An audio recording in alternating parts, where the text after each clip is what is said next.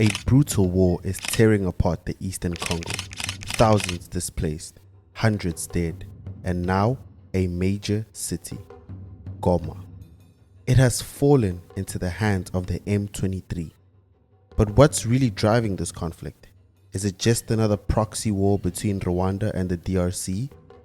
Or is there a much deeper story that most people are ignoring?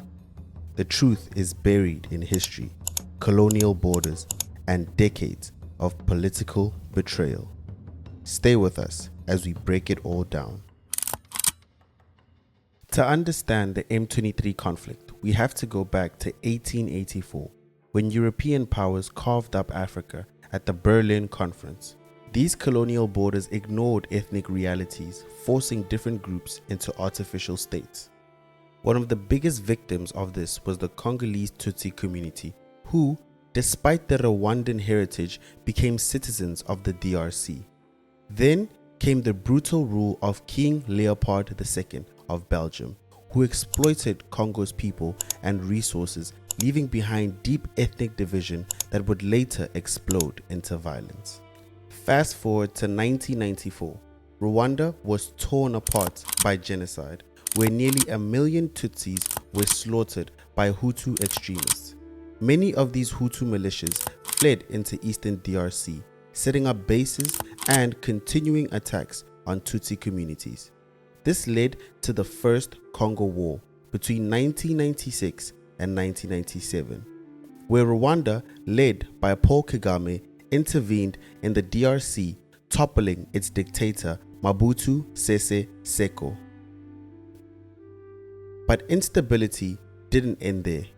When the new Congolese leader, Laurent Desire Kabila, expelled Rwandan and Ugandan forces, it triggered the Second Congo War between 1998 and 2003, one of the deadliest conflicts since the World War II. Although a peace deal was signed in 2002, the fundamental issues remained unsolved. Enter the M23, a rebel group largely composed of Congolese Tutsis. They claim the Congolese government betrayed them by failing to uphold the 2009 peace agreement, which promised to integrate them into the army and protect them from the Hutu militias, still active in that region. In 2012, the M23 launched the rebellion and briefly captured Goma. In 2021, they resurfaced stronger than ever. And later, in January 27, 2025, they took Goma once again. But here's where things get a little complicated. The DRC government accuses Rwanda of backing the M23, and the United Nations agrees, stating there is evidence of Rwandan support. Although Rwanda denies involvement, saying that it is only defending itself from Hutu extremist groups in the region. This war is no longer between the DRC and the M22. South African troops have now entered the conflict, backing the Congolese army. But the M23 has attacked South African forces, making this an even bigger crisis. Now, everybody is asking the same question. Is Rwanda really the villain in this war? According to PLO Lumumba and other experts, this is not just about Rwanda. It's about the failure of African nations to resolve their own conflicts. There are 4 key reasons why Rwanda is involved. First, being the security concern.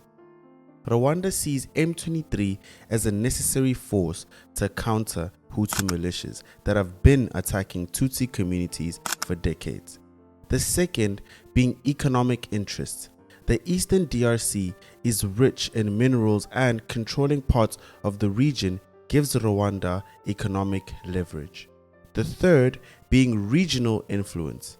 Paul Kagame is known for his strongman leadership, and controlling rebel groups like M23 allows Rwanda to assert dominance over its neighbors. And the last one is the Tutsi question. The Congolese government refuses to negotiate with the M23, despite the fact that they are Congolese citizens. This raises the question, shouldn't they have a seat at the table? But it's not just Rwanda that's involved. France, the USA, and other global powers have their own interest in this conflict. My personal opinion is for former colonial powers like France to not be mediating African conflicts. Instead, African leaders must take charge. The current diplomatic crisis, including the expulsion of the Rwandan ambassador from Kinshasa, is only making things worse. Cutting off the dialogue is a step towards more war and not peace. So, how does this war end? Most African scholars and other analysts believe that the only solution is a pan-Africanist approach. Instead of relying on Western mediators, African organizations like the African Union, the Eastern African Community, and the SADC must take the lead. An all-inclusive peace conference must be held. The Congolese government must talk to the M23. Ignoring them will only fuel more violence. And a stronger UN mandate. The UN peacekeeping force, MONUSCO, has failed miserably. Either it needs a stronger role or it needs to leave entirely. The battle for Goma is just one chapter in the long, bloody history. If African leaders fail to address the root cause of this conflict, history will keep repeating itself. So, what do you think? Should Rwanda be held responsible, or is this conflict much deeper than what the media tells us? Let us know in the comments, and if you found this video insightful, make sure to like, subscribe, and hit the notification bell so you don't miss another of our next deep dives on the Need to Know channel. Thank you.